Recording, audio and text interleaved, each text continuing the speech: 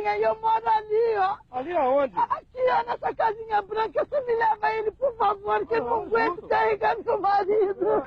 Vamos lá, então.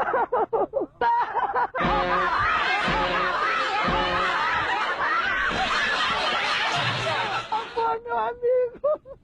O meu marido morreu. Eu quero meu marido. A última morada dele vai ser ali. Vamos lá, gente. Vamos! O meu marido morreu, amor. Não é assim não, senhora. Não fica assim não. Ele me deixou. Não, o que a senhora quer que eu faça pra senhora, pra ajudar a senhora, poder ajudar a senhora? Eu só quero que você me ajude a levar o corpo dele aqui pra minha casa. Vamos lá, gente.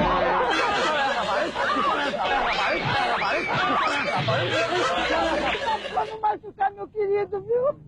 Devagar, tá? Vamos lá, gente. Vamos lá.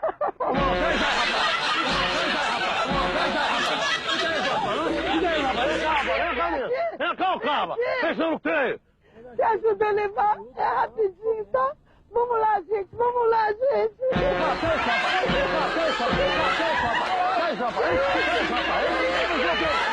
Me leve ele pra minha casa, por favor, pra me velar ele direitinho, tá? Vamos lá, gente.